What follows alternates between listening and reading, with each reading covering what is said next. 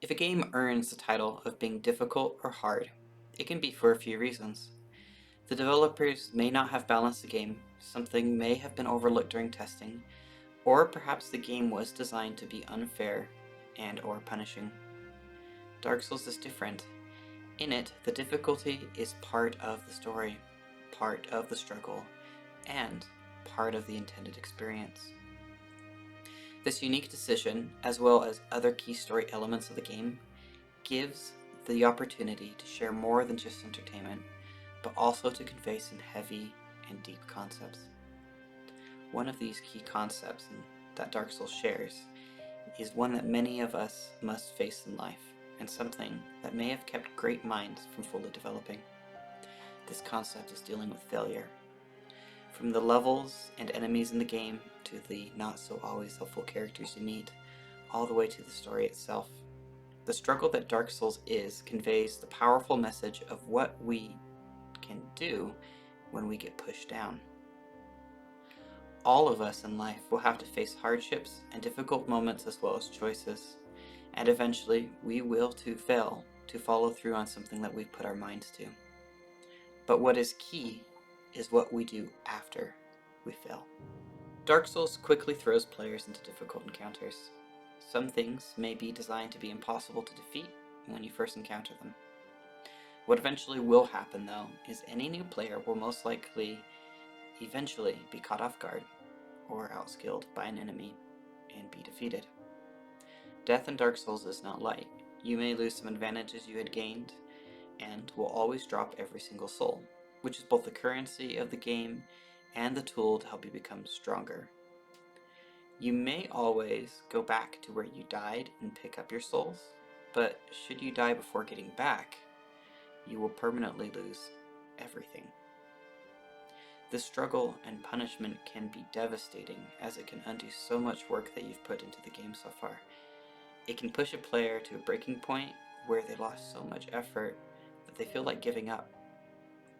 However, one thing Dark Souls also does is reset itself every single time you die, as well as rest at a checkpoint.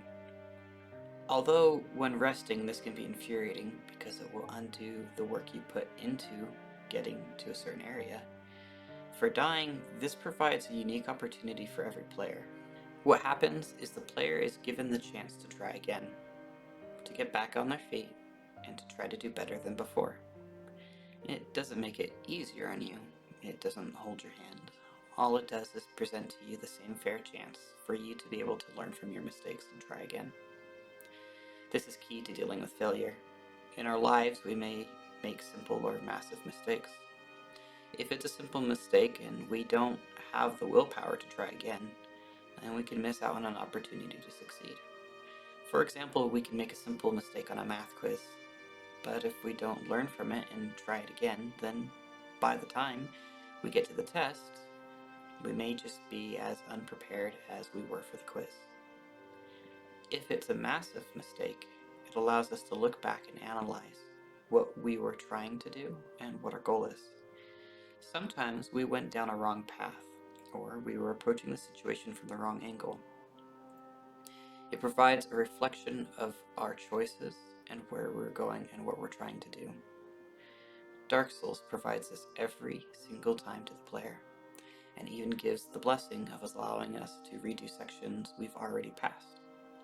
Perhaps there is something we missed, or we learn a way to finish the area/task faster than before. The point is that failure with heavy consequence can be beneficial. If we are allowed to keep attempting in a safe environment the same test, we can learn how to deal with failure better and how to analyze our failures with better proficiency in our lives. The next thing Dark Souls provides are characters we can talk to in the game.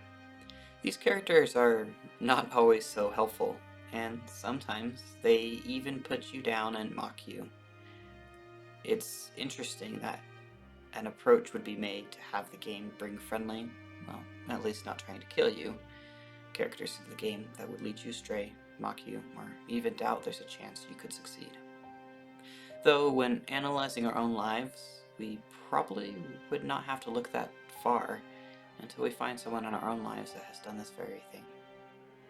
The ability to push past the doubt, scorn, and pain caused by others is something that we all need to deal with failure.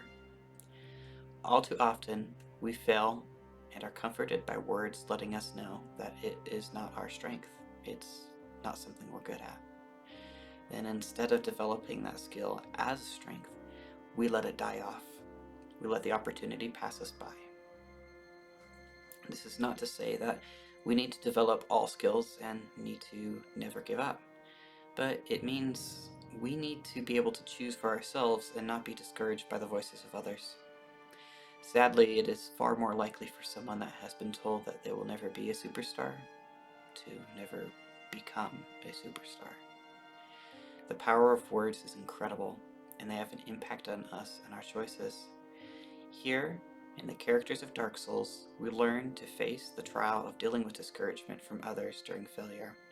And again, it is in a safe environment for us to learn in, one where we can keep trying again and again. Finally, the story of Dark Souls itself is geared towards teaching us about how we can deal with failure. To be given a chance to try again and again is common in almost every game, but this is usually done by resetting time and putting you back to where you were. Dark Souls may move you back to your last checkpoint, but death is part of the game. Not only that, but leaving the game and not finishing it is also part of the game. In the world of Dark Souls, there are hollows, those who were beaten down so much that they gave up and became empty husks as their purposes faded away. This is the fate of any player who does not complete the game. It is a symbol that the trials of the game were so much that the purpose and drive to win was eventually snuffed out, and the character you represented became hollow and without purpose. It is all too close to our own lives at time as we begin to fade away from something we love, and eventually the skills, achievements, and the embodiment of who we were when we strove to achieve those goals ends up being a hollow, forgotten remnant of the past. It is the infamous what could have been that we all must deal with when we give up on something. Again, I want to emphasize that there may be things that we should give up on, but it should be mainly because there is something better, and not because we feel like we cannot become who we want to see ourselves eventually be.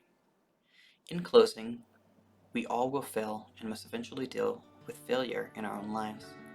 The wonderful, punishing world of Dark Souls is a safe, if not easy, place where we can hone our ability to learn from failure and use it to help us succeed.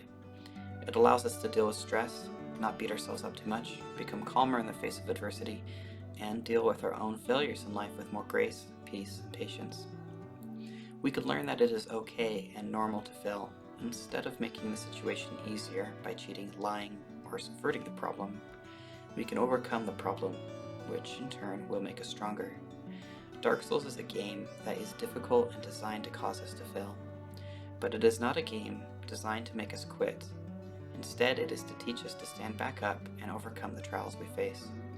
While the world, gameplay, and story may not be for everyone, some of the life lessons this game provides are worth everybody's time. The opportunity to learn how to deal with failure is something that everyone can benefit from. And if you have not yet tried something like Dark Souls that pushes you, but still gives you a fair chance to try again, then please, do yourself a favor and learn how to fail. You can never succeed if you never try. You can also never succeed if you try, but allow failure to consume you.